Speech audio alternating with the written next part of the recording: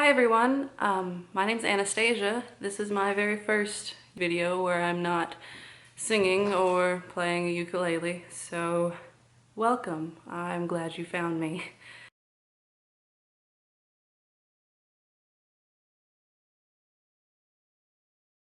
Polycystic ovary syndrome or polycystic ovarian syndrome, whatever you call it, it is a thing that exists in the world.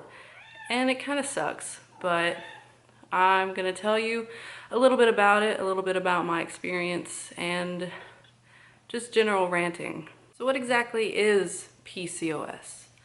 PCOS is a hormonal imbalance in women.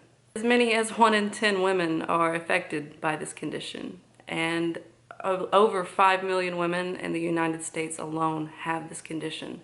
And many times this condition goes undiagnosed because people aren't aware of it, people don't understand it, people haven't even heard of it. And that's why I'm making this video. I was actually diagnosed with PCOS about a year ago around this time. It's been about a year exactly, and I guess that's kind of why I was making this video as well, kind of to celebrate a year knowing that I have this affliction and I haven't let it affect me that much.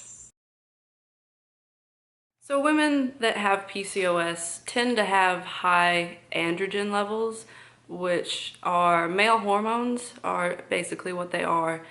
Women have elevated levels of androgens, and it causes a hormonal imbalance, and it makes a lot of things kind of weird in your body. Some of those things include inability to process sugars, mostly can be related to diabetes. High risk of diabetes is a factor in PCOS. You may develop diabetes type 2 in your life, and some people never develop diabetes at all. I personally have not developed type 2 diabetes, and I'm really praying that I avoid that completely. A lot of women also gain weight very rapidly with PCOS because of the hormone levels and because of that inability to process sugars. I weigh 142 pounds comfortably. I used to weigh 128 pounds through high school, all the way up until my freshman year of college, and then I noticed that my weight gain became more rapid, but I've stayed comfortably about 142 pounds pretty much since I was 20, 21. A lot of women also have issues with hair growth, excess hair growth. That is something I suffer with. Horrible thing that I have to deal with. I have to shave daily. I have very excess hair growth on my upper lip, my chin area, and then on this side of my neck, to the extent where I do have to shave every single day. I wake up and it's in my morning routine. I take a shower, I do my hair, I shave my face. For a long time that really affected me. It made me feel like less of a woman, and that's another part of this video, and that I'll talk about later, is my dealing with my excess hair growth on my face and what that I have to deal with that. But moving on, another thing that a lot of women with PCOS has to deal with is infertility. And that's something that isn't a deep concern of mine right now, but it is something in the future that I may have to deal with. The fertility treatments and the fertility drugs that are out there today are awesome. So if you have PCOS and that is a thing that makes you scared or makes you feel uncomfortable, just know that there is a chance that you will have a beautiful family. But like I said, not a concern at this moment. I'm not looking to have any kids anytime soon, but if that's something that bothers you, just know that it bothers me too. You're not alone in that at all. Another thing that I personally have heard many different things about it. I've read many different things about it, but the cyst part of it, the cyst on your ovaries, I've heard from many different people that it actually isn't a thing for them. Like, they don't have the cyst on their ovaries. They've been checked, they've had ultrasounds done, they've had everything looked at, and they don't have the cyst on their ovaries. But I've also heard the other side where that is a thing. People do have the cysts on their ovaries. That's unfortunate. That's a horrible, horrible part of it, but I can't tell you how rare that is. I can't tell you how common that is. I just know that I've heard both sides of it. So the only thing I can tell you about that is to go get checked, go get an ultrasound or any other tests that you may need to get done for that to, for you to have that peace of mind or for you to understand what you need to do about it. I personally haven't gone and had any ultrasounds done. Haven't had any tests to confirm or deny if I have cysts in my ovaries. But that is something that I will be doing in the future, and I encourage you to do it as well. Yeah, so those are basically the big factors in polycystic ovary syndrome. Those are the main things that happen that people have to deal with.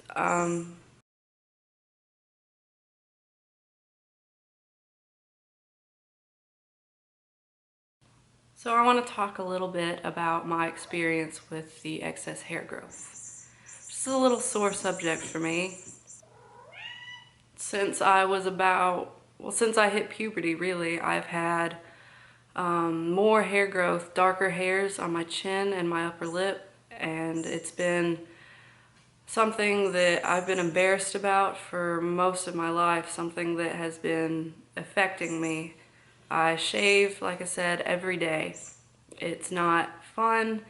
It hurts. I get nicks and cuts like men do. I get razor burn if I don't meticulously care for my skin before I shave it. I know a lot of women get their chin and their upper lip and their neck, they get them waxed. I'm not a personal fan of waxing. It hurts.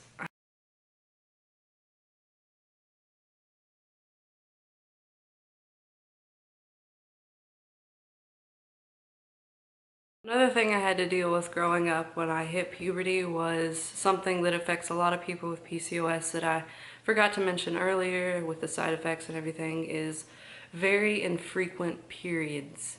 I remember going 8 months without a period, and something that freaked me out a little bit because I'm like, okay, I know I can't be pregnant, so what's going on in my body? I don't understand this thing that's happening that's making me different than other girls my age. And it was something that I just took, and I didn't enjoy it because the periods that I did have were horrible and painful, and that's another thing that affects a lot of people with PCOS is that their periods are heavy and they suck and they hurt. People lay out of work, people lay out of school for the amount of pain that they're in. And that's a really true thing that happens. It happens to me still. I was put on birth control to regulate my periods and to regulate some of the hormones going on.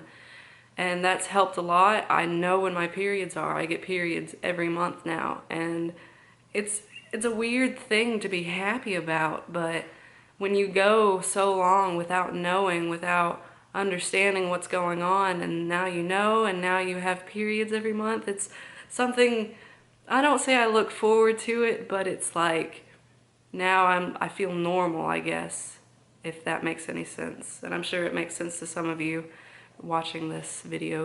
Metformin is a medication typically given to people with type 2 diabetes. It helps regulate your insulin and sugars intake, and it helps with that a lot. But it's also given to women with PCOS because of the same reasons. While you may not be diagnosed with type 2 diabetes, PCOS also affects your ability to process sugars like diabetics.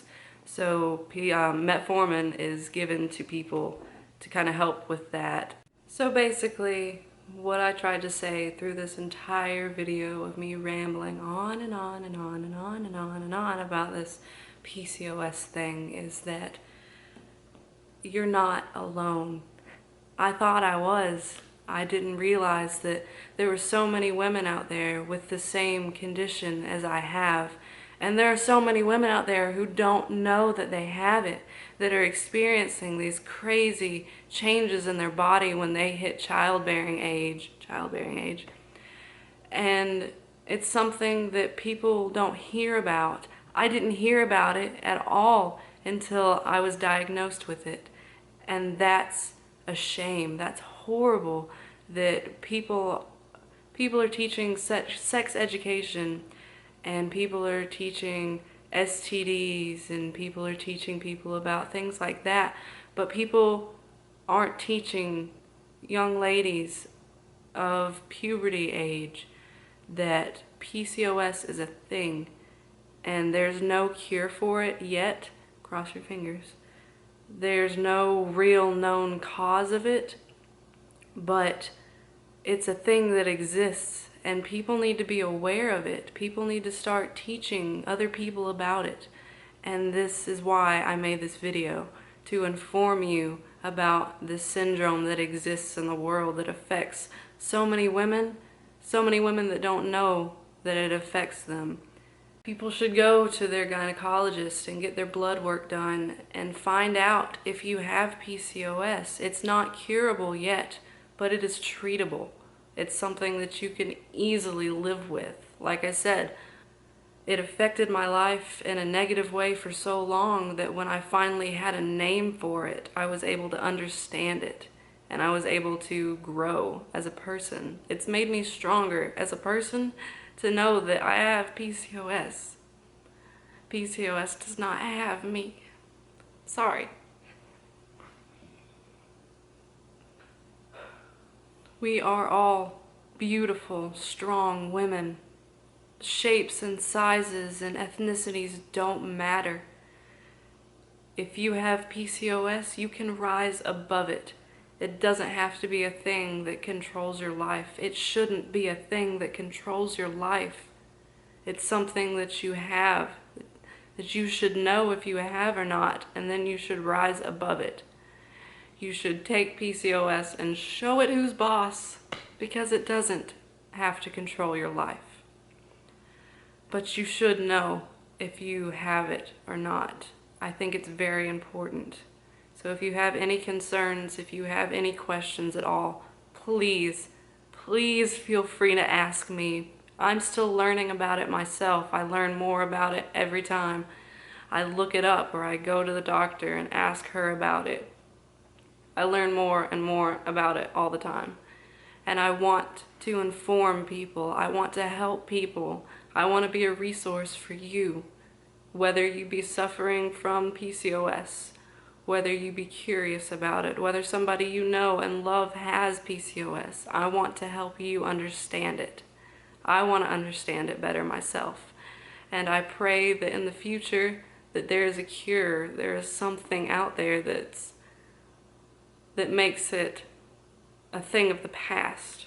Because PCOS is a thing that many millions and millions of women across the entire world have, but nobody should suffer from it.